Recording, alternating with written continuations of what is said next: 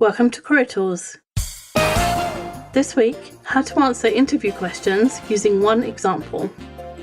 The questions this cast answers are: how do I use one example to answer multiple interview questions? How do I show different traits and characteristics in interview questions? And how do I prepare for multiple interview questions? So Sarah, this cast is all about interviews, and we know from people's experience that they may have some 3, 4, 5 really good examples of things that they did or things that they're really proud of in their previous job that they're going to pull from to answer interview questions. And in this guidance, we're going to show how you can use one example to answer multiple questions. So you can look at that one example from different angles, and depending on the question you've been asked, you can use that example multiple ways.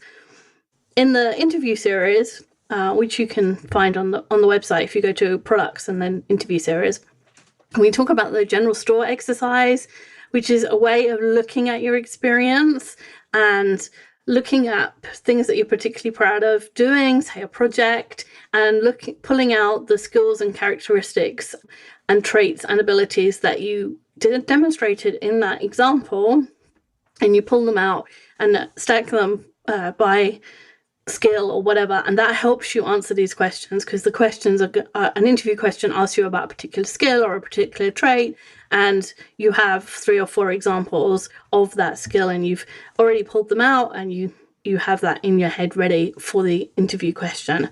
So we're not going to go over that now and exactly how to do the general story exercise in the interview series, but what we're going to talk about is having one example and just being able to answer different interview questions from it. We're going to give you a couple of examples about how to do that so that you don't need so many examples when you go to an interview. If you think there's going to be 10 questions, which is kind of average, you don't need 10 different examples of great things that you did.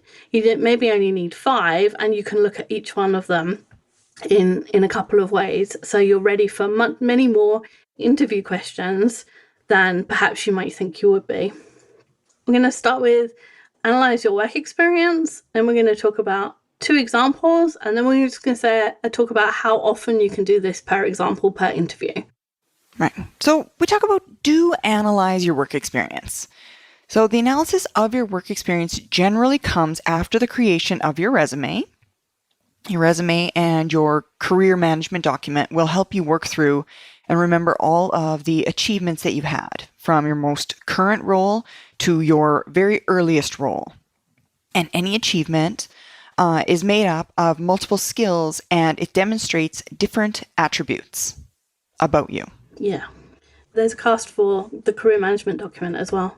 This is one of those casts that's got lots of links to other casts, so we'll make sure the links are on the webpage.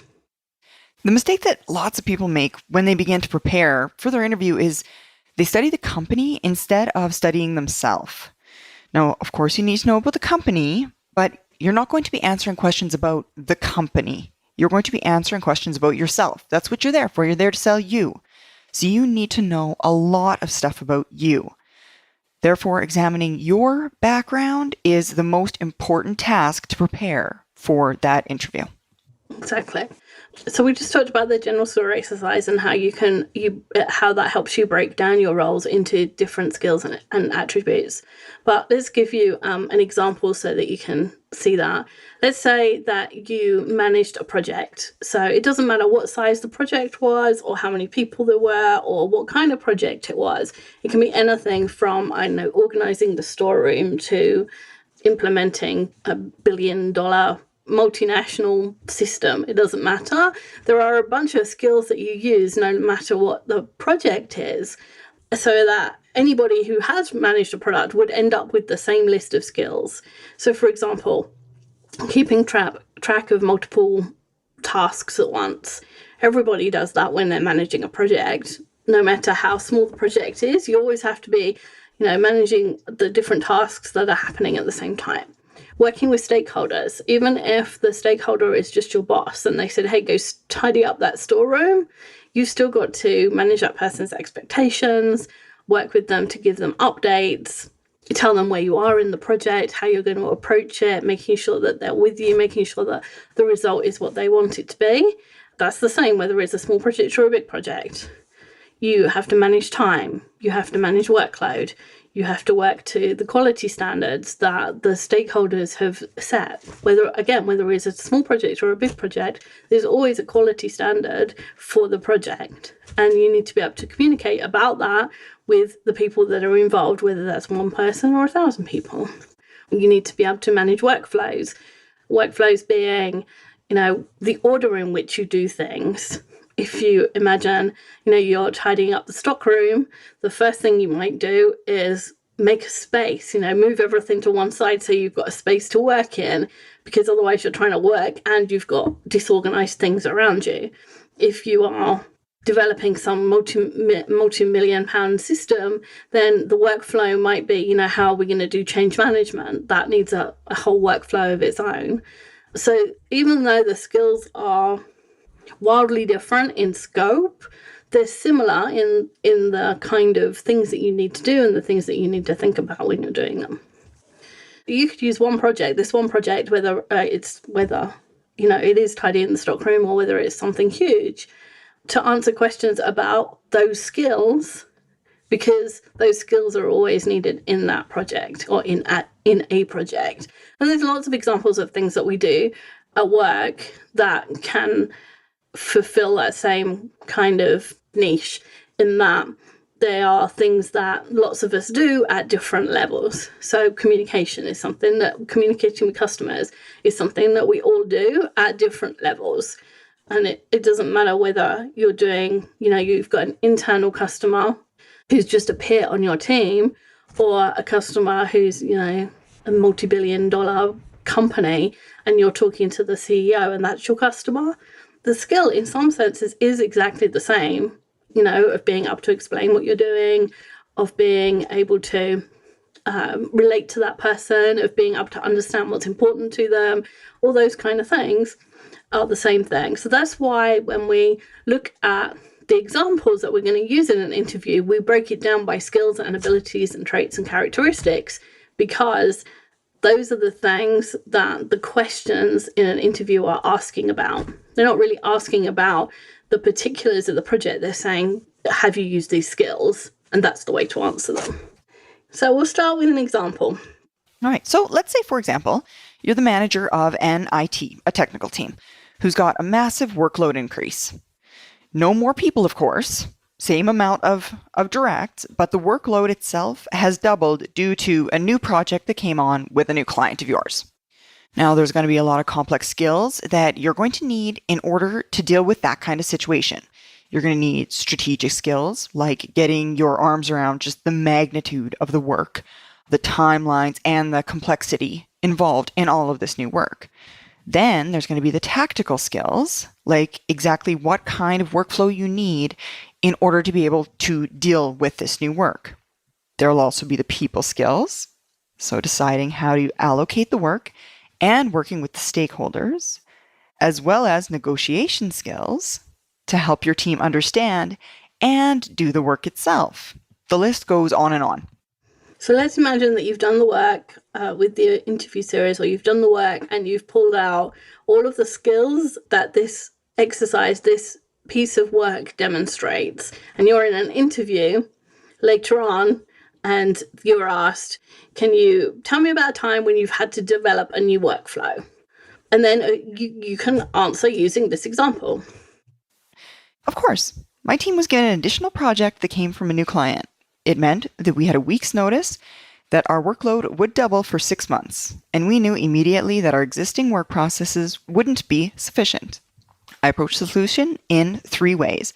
First, I got the team together and we brainstormed what changes we could make immediately to onboard that work and get it into our workflow. Second, we took our documented processes that was on our whiteboard and looked for potential bottlenecks. We allocated each bottleneck to a team member and gave them authority to break it in the most effective way possible. And third, we assigned 2 people to shepherd the first parts of the new workflow through our process, looking for improvements as they went. We delivered all the additional work on time and budget, and were able to use the new work processes to make our normal workload even more efficient. excellent answer. I will employ you straight away. It's very clear. So that's that project, and you had to create a new workflow, and you're able, because you've pulled out the skill of creating new workflows, you're able to answer that interview question with that in mind. Now, perhaps you're asked a different question. You're not asked about workflows in this interview. You're asked something about stakeholders. And you can use the same example, the same project, but then bring out some different skills and answer the question using the same example. So let's say, can you tell me about a time when you had to work with stakeholders?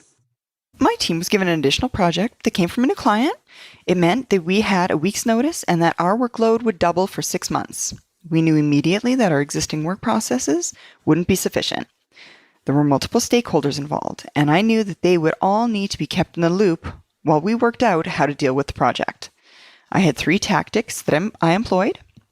First, I met with the stakeholders individually to find out what was most critical to them. Was it quality, timeliness, or budget? And this gave me an idea of where to put my most valuable resources. Second, I briefed my team on the needs of all the stakeholders so that they knew where the hotspots were if they spoke to the stakeholders. And third, I started a twice daily email to all the stakeholders, giving them updates on where the workload was, and the issues we were encountering, and how those were being resolved.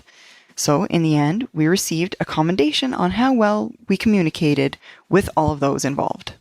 I'm going to employ you. So you'll notice that the structure of the answer is the same. There's a précis of the situation, and then the 2 or 3 things that the candidate did to get through the situation. But the emphasis is really different. In one, we talk about the workload and the team, and in the second, we talk about communication with the stakeholders. So depending on what question we're asked in the interview, we can use the same example. We just pull different things out from it to answer the question. But you've got to have really thought about the examples and really thought about what skills and traits and characteristics that are in there in order to be able to do this. So this is how you create answers for different interview questions from one example. And it means that you don't have to have an endless number of examples that you've rehearsed until you know them verbatim. Like 5 to 10 will be enough as long as you can use each one in multiple ways. If you have 10 answers and you can use each one of them in 2 ways, that's a total of 20 answers, which is about how many you'll need for a full day interview. And of course, you can't guarantee that they're going to ask you questions about the ones that you've rehearsed, the answers that you've rehearsed. But usually, if you're doing a project management job, you know what the questions are going to be because they're all the same, right? How did you run a project? How do you manage a budget? How do you manage people? How do you manage stakeholders? Those things that are the same for whether it's a small project or a big project, those things that we talked about that are the same, those are the things you're going to be asked about in an interview, nearly always. You want to try another example? Sure, let's do it. So let's say we work in a sales environment and you've been pitching the company with the biggest client yet. The contract should have been yours, but it went to your nearest competitor. So how are you going to answer a question about that? So let's see. Tell me about a time when you've had a failure. Sure, I would love to. I've been working on a contract for a large civil engineering project. It would have been the biggest project our company has ever dealt with. Looking back, we passed through the early stages very easily. We have a bank of paperwork that we use for sales pitches, and we were able to call that in order to fulfill the early requirements. My mistake was not to work on my relationship with the purchaser right then. I treated this part of the sales as a checklist moment, and once I'd sent over the paperwork, I didn't do anything to follow up. Although I worked really hard on the relationship later in the process, there was no coming back from that early miss. Obviously, I've learned from that, and I now make sure that I'm developing a relationship with everyone involved from the very earliest stages. I'm so used to marking people's interview answers. I feel like I should be writing notes. So you could use that example, the same example, for the workflow development question, because if you've missed something developing a relationship with a client and that means you've lost a sale, then hopefully you're going to change your workflow so that next time you don't miss that part of the workflow, that you don't miss communicating with the client when it would have been helpful. You could also use it for tell me about a time when you have difficulty developing a rapport with someone. There's a multitude of questions that this example would answer, and each time you would just tweak it slightly differently. So one of the things for salespeople that's really important is developing resiliency. So the ability to bounce back after they've had a no. And salespeople, I don't know, they seem to be able to do this naturally, and I wish I could. They hear no and they're just like, on to the next one. Even when skills come naturally to you, it's important to think about them and think about how you are manifesting them so that you can improve them. So we could adapt this answer, use this example again for a question about being resilient. So can you tell me about a time when you've had to be resilient? I'd love to. I'd been working on getting a contract for a large civil engineering project. It would have been the largest project our company had ever dealt with. Unfortunately, I treated the initial part of the process as a checklist process rather than fully engaging with the client at that point. I missed what she wanted and needed. I could have let that derail me for months, but I know that we all make mistakes and it's getting back on track that's what counts. I reviewed all my other accounts to make sure I wasn't missing on them. I moved connecting with the customers to the beginning of my process, even though much of that part of the process is being done electronically. Since then, I've brought in every sale that I've been assigned to. Excellent. So hopefully you can see how that one example can be used for multiple interview questions. And we say in the interview series, rehearse your answers. And this is what we mean by rehearse your answers. You look at an example that you have and you say, okay, what skills do I demonstrate? And then you ask yourself the question and you say the answer out loud to yourself. And this is how you come across in an interview as having all of these examples, at your fingertips. It's not that you have them at your fingertips, it's that you've rehearsed them. And that's the important part. And there's lots of other things in the interview series that are important, but rehearsing your answers is one of them. So the other thing I was going to say is these answers are really long, and the questions. So if you buy a personal license from us, then you get the show notes and you would be able to read them. It's maybe a little bit easier than listening to Sarah and I read them out loud. That's true. Yeah, especially next time. The last part of this guidance is a caveat, which is only use each example twice per interview. As useful as it is to be able to use one example in multiple ways, we don't want you to use only that one example throughout the entire interview. We don't want the hiring manager to think that you're a one-trick pony, right? You only ever did one really successful thing. Even if that one example, it is possible to use it for every answer, we don't recommend that you do use it for every answer. Mm-hmm. So if you've used an example in an interview, use it only once more and only if you don't have a better one. So say you're in the interview, you're asked 10 questions. And the first one is about how you manage a project, and you use the beta project that you did in 2016. And you get through to question number 6, and question number 6 is about workflows, and workflows was a really big part of that project. Then you can use that example again. But don't use it again for questions 7 through 10.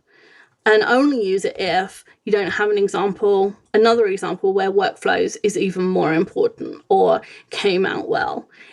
Sometimes if you've been working hard and you've had a successful career and you've really worked on these questions, you can use your second best example and it would still be better than anybody else's first example.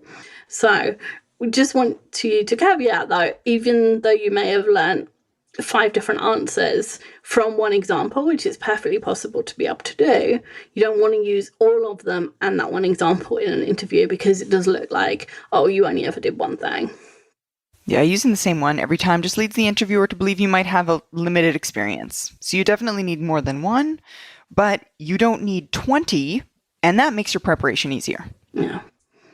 So we talked a lot about the interview series because it tells you how to evaluate your experience and pull from it the examples that you can use to answer interview questions. And it has in it things like the most important question, tell me about yourself, your biggest achievement, those what's the leadership question, a weakness question. Those things are in the interview series.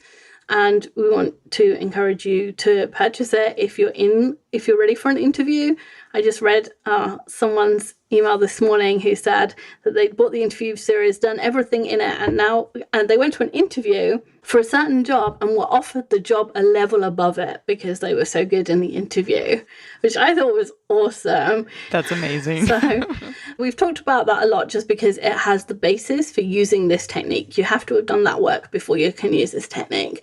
But once you have that, you can use this technique and you don't have to rehearse as many answers before your interview. And that, cuts down the rehearsal time. It means you can concentrate on all of the other things that you need to do before an interview, and you can be more confident in the interview. So hopefully that was helpful. It's a technique that many people don't know how to do. So hopefully that will help everyone out there that's listening be better in their interviews and get the jobs that they want. Thanks, Sarah. Thanks, Wendy. I hope that was helpful. We'll see you next week.